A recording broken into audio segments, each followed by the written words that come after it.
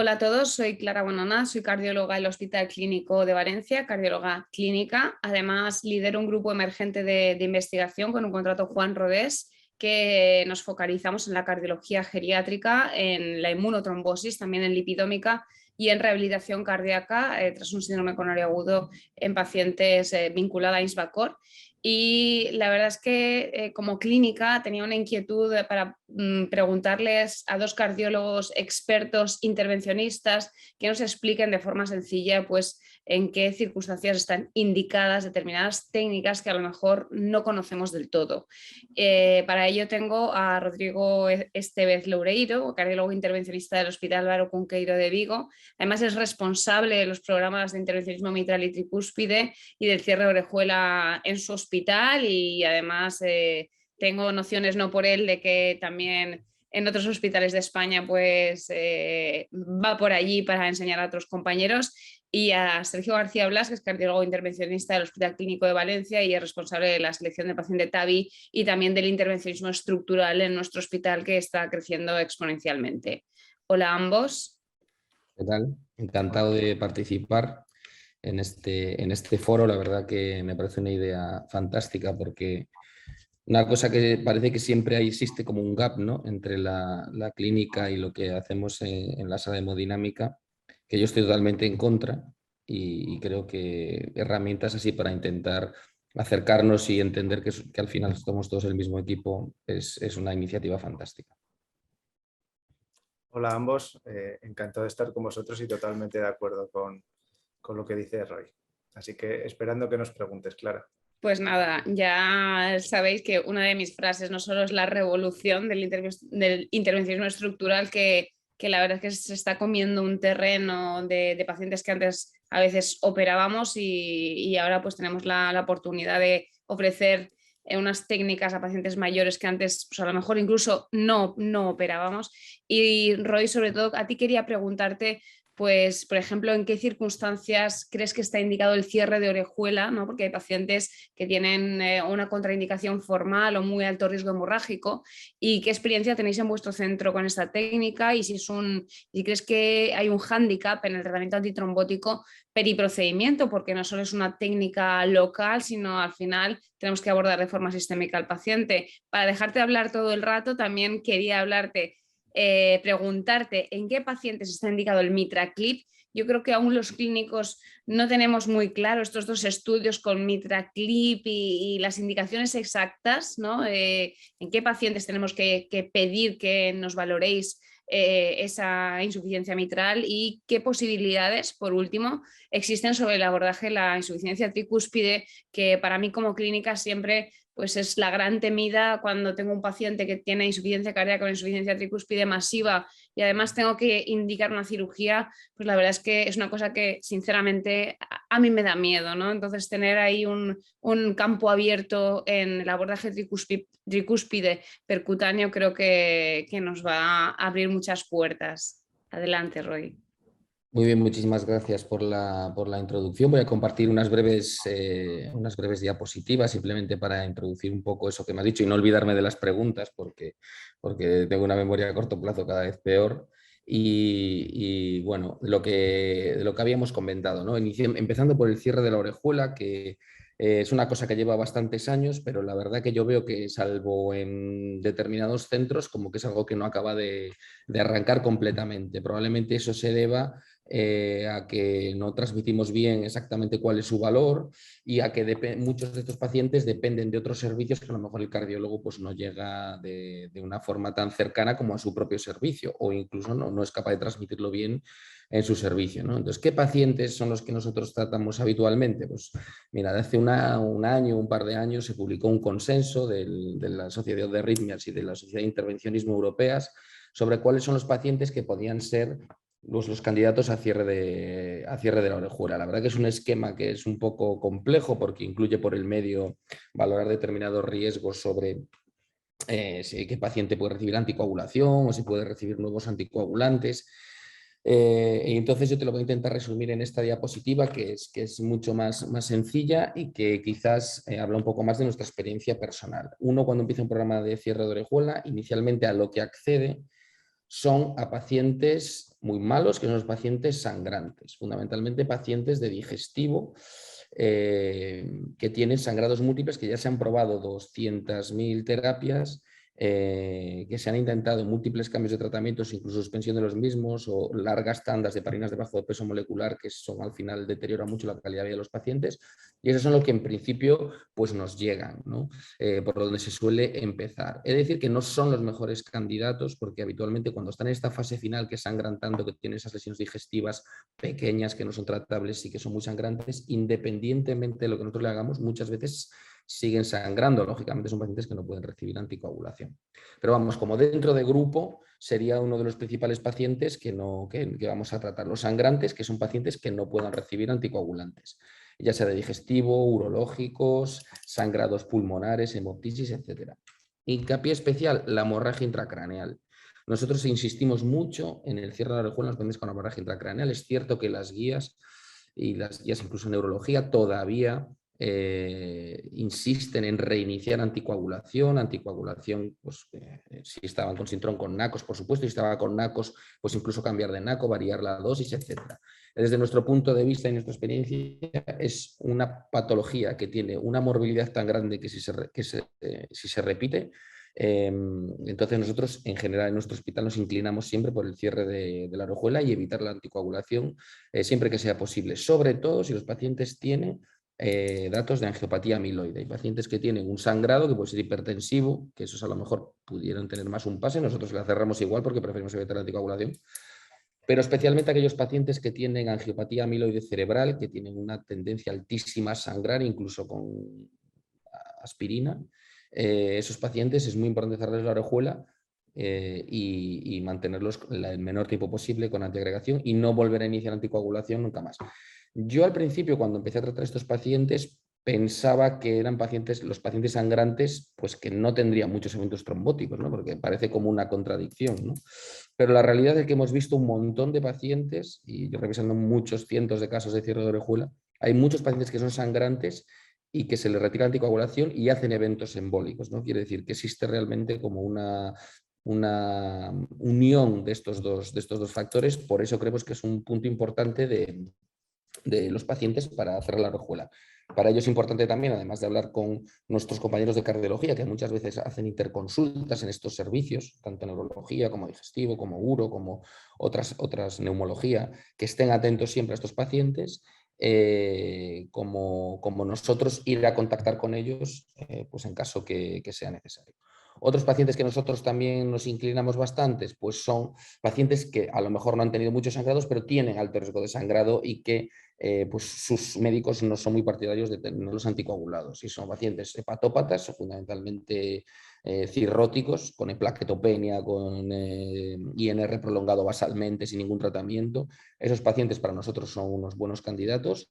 Y especialmente pacientes en diálisis. No se les puede dar nuevos anticoagulantes, tienen muchos eventos tanto de sangrado como de trombosis con el tratamiento con Sintrom, malos controles muchas veces, y esos pueden ser unos candidatos buenos también. Hay que decir que los pacientes de diálisis son especialmente especiales porque tienen una mortalidad incrementada ya por su propia situación de nefropatía terminal y además son pacientes que tienen, a la vez que son sangrantes, como decía previamente, tienen mucha tendencia a la trombosis. Estos pacientes, la trombosis del dispositivo está un poquito más incrementada, con lo cual nos pone un poco entre la espada y la pared, pero podrían ser unos candidatos a valorar.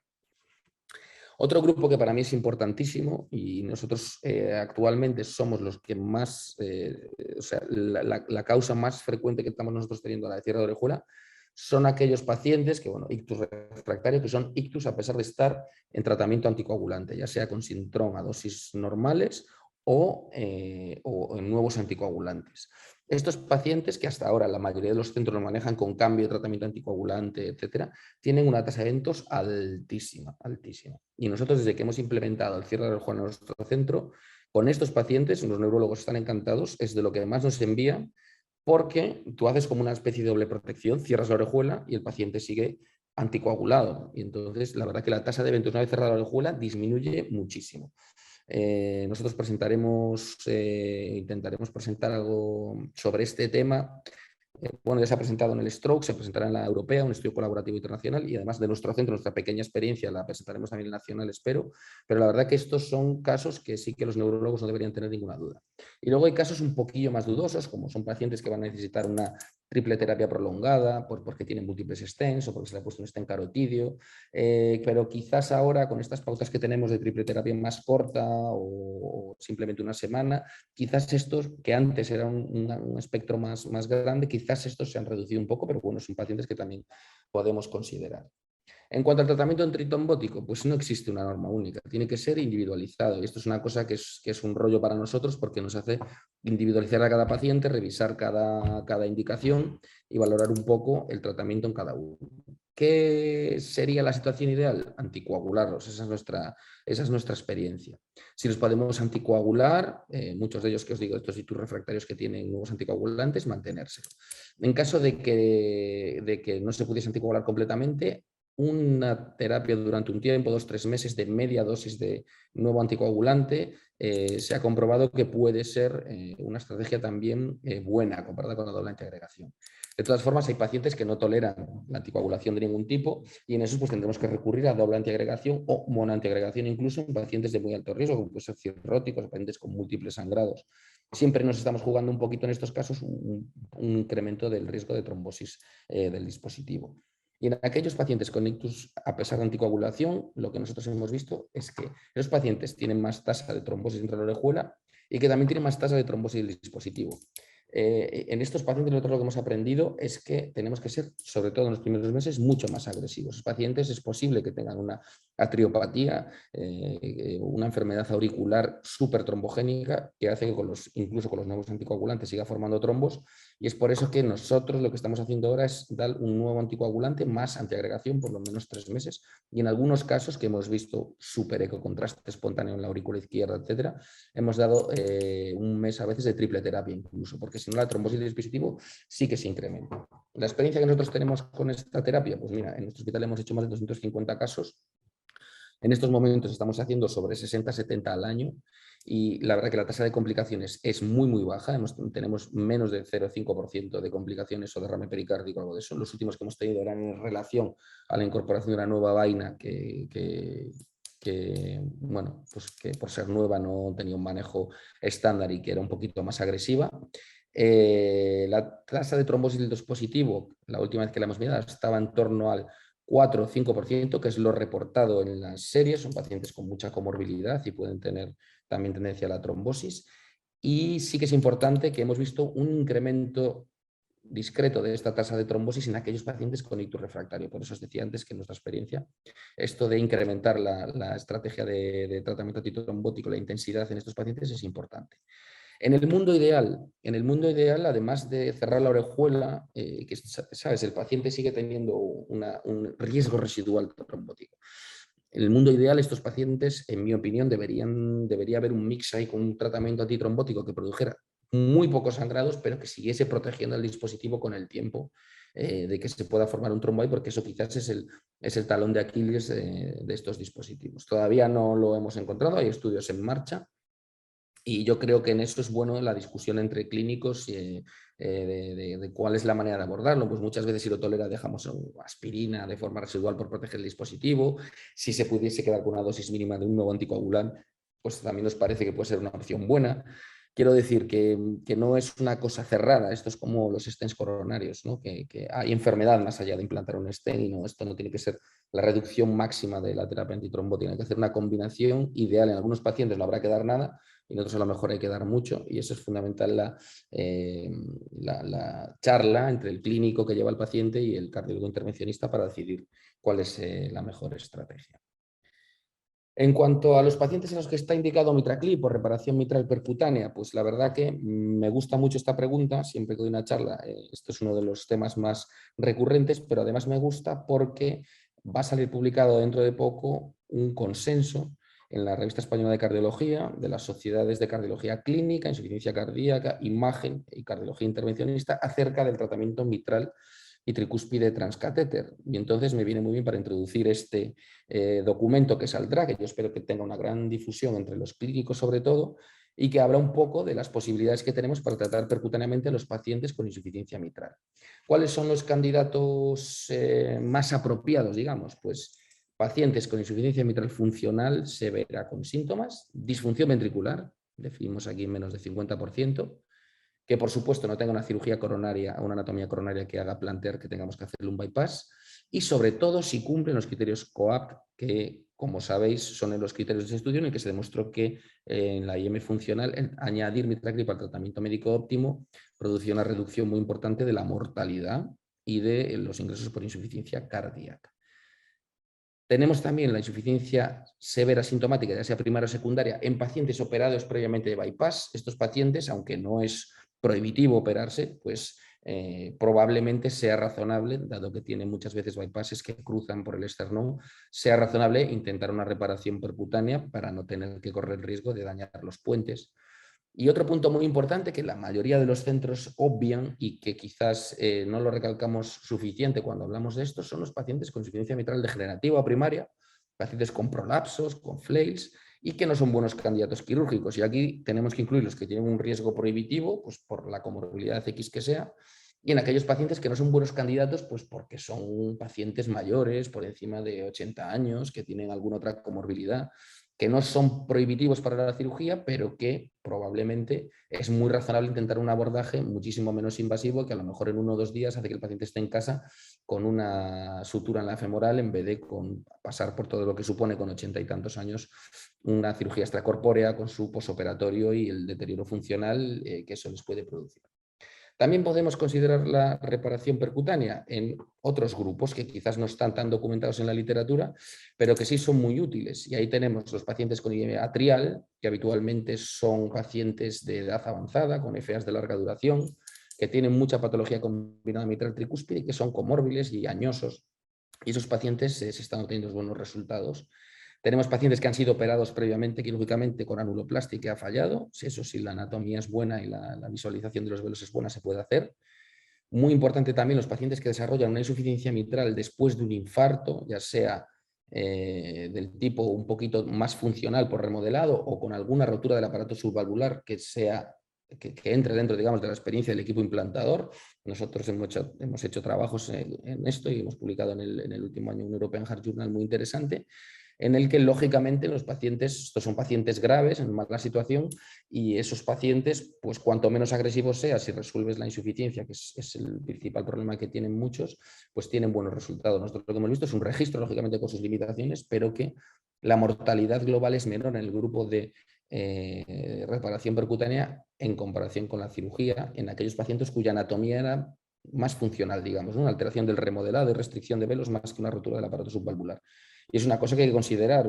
Muchas veces eso ni se piensa, ni los compañeros de UCI, ni muchas veces los compañeros clínicos. Se trata de estabilizar, se demora, y el mitraclip es una cosa que tiene una solución muy buena para este tipo de pacientes.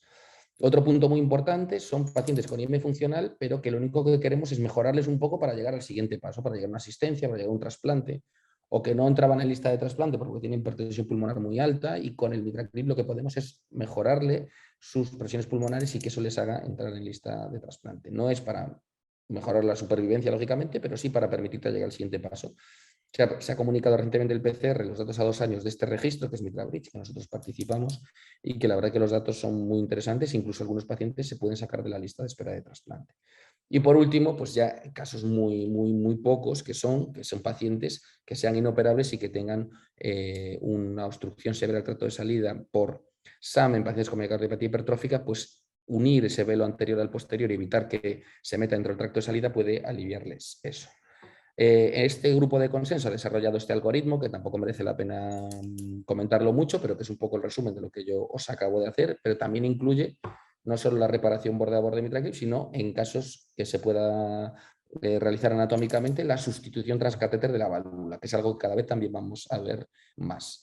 Y en cuanto a la IM funcional, lo que os decía previamente, existe un gradiente de características clínicas que nos va a hacer pensar qué es lo que le podemos ofrecer al paciente. El candidato óptimo, el paciente COAPT, pues esos pacientes mejoran la supervivencia, no tenemos que tener ninguna duda. Si el paciente es COAPT, no puede haber ni la más mínima duda de que se tiene que enviar a mitraclip.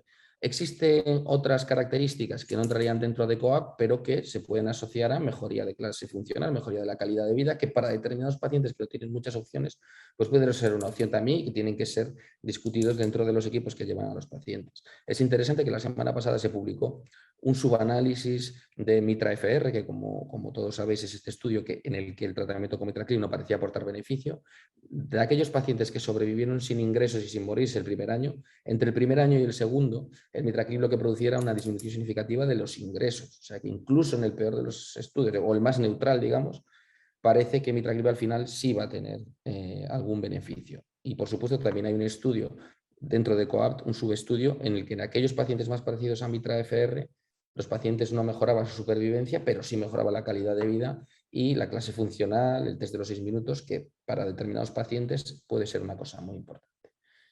Por último, ¿qué posibilidades percutaneas existen en el abordaje de la insuficiencia tricúspide? Este quizás es el campo más novedoso y el que en la mayoría de los compañeros, salvo en centros que tengan mucho volumen, que no son muchos en España, pues los compañeros clínicos están un poquito más perdidos.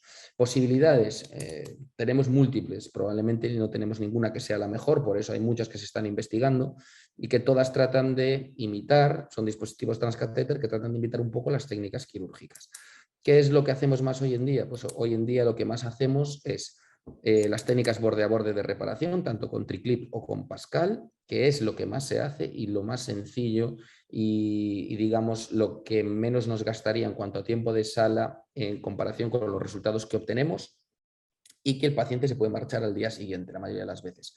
Que eso, en los pacientes tricúspides que estamos haciendo, pues es una cosa increíble, porque si pensamos en una cirugía tricúspide de un paciente de 80 años con disfunción derecha, pues no te pensarías en la vida que se va a ir al día siguiente, y sabemos las mortalidades que tiene eso.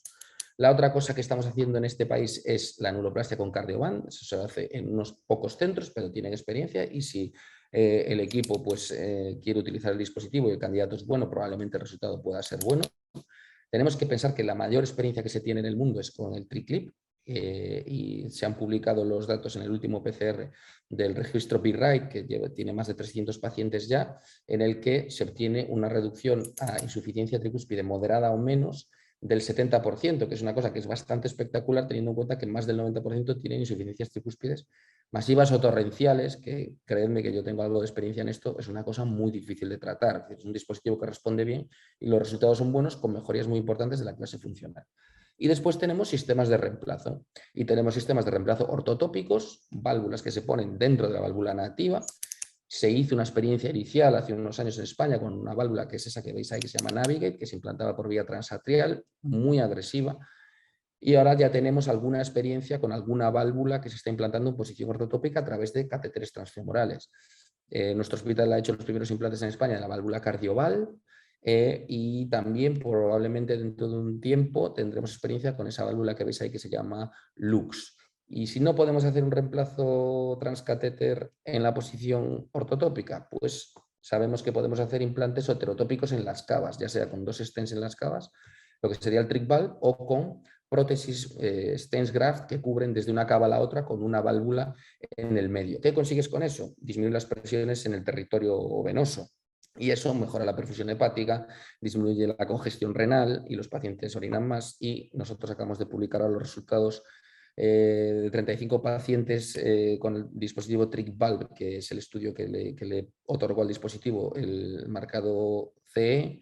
Y lo que se ha visto es que los pacientes significativamente a 6 meses mejoran su calidad de vida y su clase funcional. O sea que todavía existe una oportunidad en pacientes que no valen para las otras técnicas para mejorarle su calidad de vida y su clase funcional. ¿Cómo organizar esto? Bueno, no existe, es difícil la selección de los candidatos porque no estamos muy acostumbrados. Esto es un algoritmo que se ha propuesto un grupo de mucha experiencia, pero que también se necesita un abordaje multidisciplinar de todos los pacientes en los que la insuficiencia tricúspide puede jugar, de todos los profesionales en los que la insuficiencia tricúspide puede jugar un papel, como puede ser el hepatólogo, el nefrólogo, por supuesto el cardiólogo.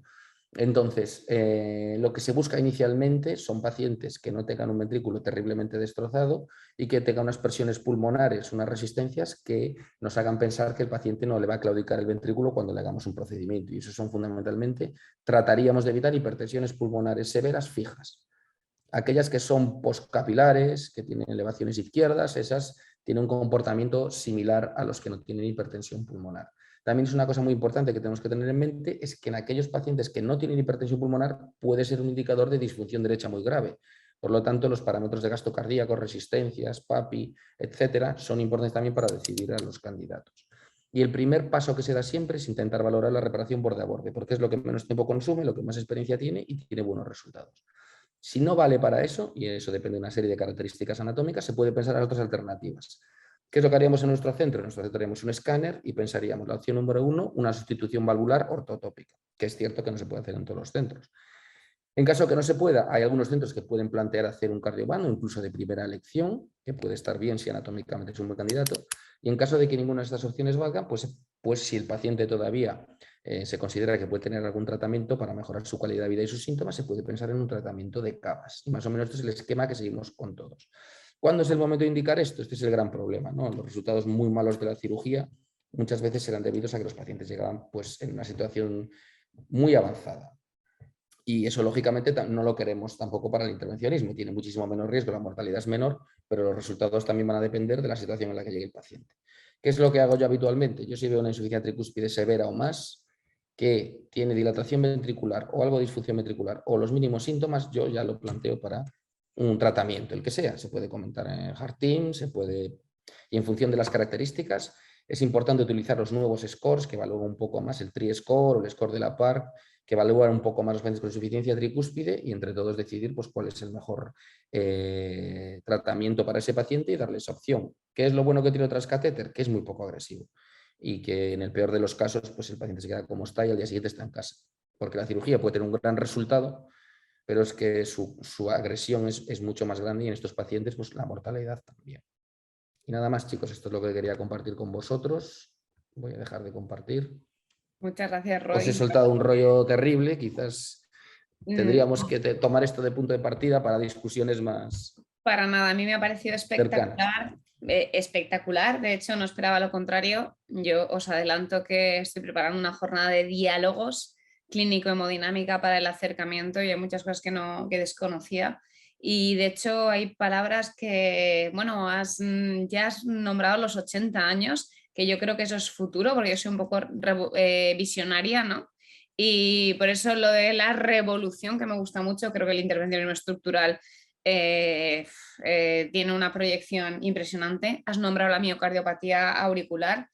Has nombrado una cosa que a mí me gusta mucho en cardiopatía isquémica, que es el riesgo residual trombótico en fibrilación auricular. Estas enfermedades son sistémicas y eso es un concepto que tenemos que cambiar. Y luego os felicito, la verdad, por el consenso. O sea, enhorabuena. Y la verdad es que, por ejemplo, siendo clínica de toda la vida, de toda mi vida de clínica, la indicación de la hipertrófica yo no la tenía en mente como una posible circunstancia en la que pues, se pudiera beneficiar de un MitraClip. Entonces yo creo que a mí me ha servido para aprender y espero que también les sirva a los compañeros que vean el vídeo.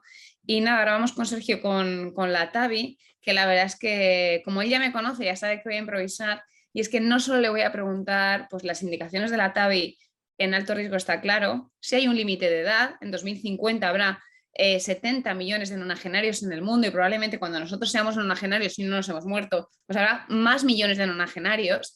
Y pues el límite de edad, si realmente hay que hacer una valoración geriátrica, ¿qué pasa con la TAVI en bajo riesgo? Y hay mucho cardiólogo que pide TAVI directamente en paciente de bajo riesgo.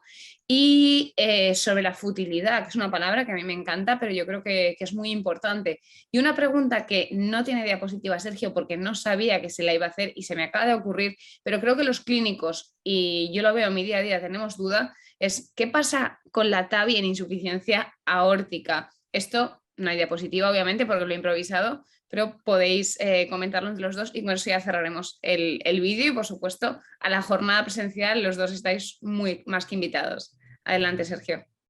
Gracias, Clara. Pues bueno, yo creo que en el TAVI, que es una técnica, como sabéis, mucho más extendida, de la que tenemos experiencia que las que hemos comentado previamente, tenemos que partir de la base de que toda la evidencia que tenemos en la última década, de ensayos clínicos y distintos tipos de estudios, toda la experiencia que tenemos y todo el desarrollo impresionante que hemos visto de la técnica, lo que hace es que hoy por hoy el TAVI sea el tratamiento de elección de la estenosis aórtica grave en el paciente mayor, sin duda, ¿no? Entonces, toda la evidencia lo que apoya es que tiene unos resultados al menos igual de eficaces y muchas veces superiores que la sustitución valvular aórtica, independientemente del riesgo quirúrgico, con lo cual el riesgo quirúrgico no es algo que nos sea determinante en la elección de la técnica, es algo que se puede considerar, que hay que considerar en algunos escenarios, pero no es lo que nos va a marcar decidir si le pongo un TAVI o le opero, ¿no? Y de hecho, en las últimas guías, las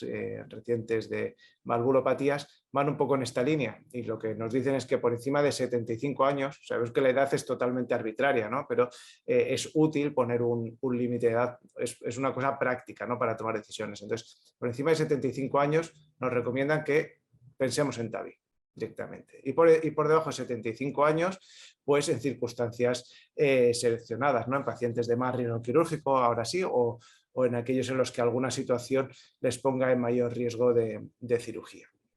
Ahora bien, esto no significa que a todos los pacientes mayores, a todos los pacientes de edad avanzada, haya que poner un TAVI. ¿Por qué? Porque, como sabemos, el paciente mayor es un paciente muy heterogéneo. Podemos tener en función de la edad, pero sobre todo, más que la edad, en función de que vaya sumando comorbilidades o fragilidad u otros síndromes geriátricos como dependencia, deterioro cognitivo, etcétera, pues podemos tener un perfil de paciente que podríamos llamar de más alto riesgo.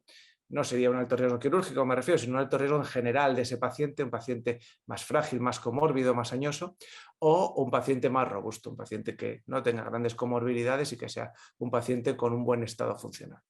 Y es importante que en cada paciente que valoremos para TAVI veamos un poco en qué punto del espectro está, a qué lado me acerco más. ¿Por qué? Porque si me estoy acercando a este alto riesgo, a este tipo de pacientes, lo que tenemos que pensar es si el TAVI le va a ofrecer algo, si va a ofrecer un beneficio clínico relevante. ¿Vale? En muchísimos casos va a ser así, pero hay que estudiarlo para saber que le vamos a aportar algo a ese paciente. Vamos a tener que valorar bien las comorbilidades, especialmente comorbilidades que pueden tener impacto en la recuperación funcional, ¿no? EPOCs avanzados, insuficiencia renal diálisis, etcétera, comorbilidades que van a impedir a lo mejor un beneficio clínico de la TAVI. También hay que intentar sistematizar la evaluación de la fragilidad de alguna manera, pues un poco para lo mismo, para valorar la reserva del paciente y que realmente no estemos en un gran extremo de fragilidad en el que a lo mejor el TAVI ya no le vaya a aportar nada. Esto lo tenemos que poner en el contexto de la factibilidad técnica del procedimiento, es decir, del riesgo de que no nos quede del todo bien el TAVI o de que haya complicaciones importantes, y muy importante en este perfil de pacientes poner todo esto, sopesarlo en función de la cantidad de síntomas que tiene el paciente, del impacto en la calidad de vida, porque en estos pacientes vamos a primar la calidad de vida, y muy importante tener en cuenta las expectativas de estos pacientes. Y en función de esto decidiremos si consideramos que efectivamente el TAVI le va a ofrecer algo, le va a ofrecer un beneficio, pues desde luego adelante con él. Si no, pues a lo mejor solo le podemos ofrecer un tratamiento sintomático con un tratamiento médico paliativo. Sin embargo, si nuestro paciente está más cerca de este extremo de bajo riesgo, es un paciente robusto, aquí también tenemos que pensar en el TAVI como primera elección, pero lo que tenemos que es que asegurar que vayamos a tener un resultado óptimo, que vaya a quedar bien, que vaya a quedar perfecto, porque si no, pues a lo mejor sí que tendremos que mandarlo a cirugía si consideramos que con el TAVI no va a quedar bien. Entonces, para eso tenemos que valorar la presencia de otras valvulopatías o de enfermedad coronaria que pudieran justificar una cirugía, más allá de la estenosis aórtica, y desde el punto de vista técnico del TAVI, asegurar el acceso transfemoral, ya que es el que realmente tiene mejores resultados, y valorar sobre todo para anticipar el resultado en cuanto a posibilidades de leak paravalvular, de insuficiencia aórtica residual, que puede tener un impacto en el pronóstico, y también el riesgo de complicaciones propias del TAVI, que son poco frecuentes, pero que pueden existir, como la oclusión coronaria, rotura del anillo, etc. Entonces, para esta evaluación es fundamental realizar un TAC sincronizado que valore bien la válvula, toda la anatomía perivalvular, toda la aorta y el eje iliofemoral. Con lo cual sí que me parece importante, además de la evaluación habitual que hacemos siempre en cualquier valvulopatía en general y en la estenosis aórtica severa en particular, pues añadir en estos pacientes el TAC como una prueba más fundamental para tomar las decisiones terapéuticas. Bueno, todo esto en cuanto a lo que comentabas de mi visión sobre la selección de pacientes y un poco cómo enfocamos la selección de las terapias. En cuanto a la insuficiencia aórtica, pues lógicamente tenemos menos evidencia, pero ya tenemos evidencia y es técnicamente factible. Lo que pasa es que hay que tener en cuenta que es más complejo, hay que valorar la etiología de la que estemos hablando y hay que ver que sea un buen candidato. Y aquí sí que estaríamos hablando probablemente en pacientes de alto riesgo quirúrgico o de riesgo quirúrgico al menos moderado, ¿no? Porque tenemos menos evidencia en otros escenarios. Pero aún así, en este tipo de pacientes podemos valorarlo nuevamente usando un TAC y valorando las características del paciente, y si es un buen candidato, pues adelante, se puede usar esta terapia sin duda. Muchas gracias, Sergio. La verdad es que otra de las preguntas, pero ya os voy a remitir a un vídeo que hicimos sobre amiloidosis, es que cada vez os encontráis en intervencionismo estructural pues más paciente con estenosis aórtica y amiloidosis, ¿no? La conclusión del vídeo fue que no debemos rechazar solo al paciente que tenga amiloidosis un TAVI, ¿no? Entonces, bueno, pues por no extender más el vídeo, os doy las gracias a los dos. Espero que esto sea un abrir de boca para la jornada presencial que tengo en mente. Normalmente lo que tengo en mente tiene que salir sí o sí, como sea, y quiero contar con vosotros, por supuesto. Y tal vez se me ha ocurrido que consultas de intervencionismo estructural donde también un clínico estuviera presente y más o menos una enfermera que haga valoración geriátrica y de otras circunstancias, pues tal vez sería necesario. Entonces yo creo que este acercamiento, como dice Roy, es totalmente necesario y vamos a trabajar para ello. Muchas gracias y nada, espero que os guste el vídeo a los que lo veáis. Hasta pronto.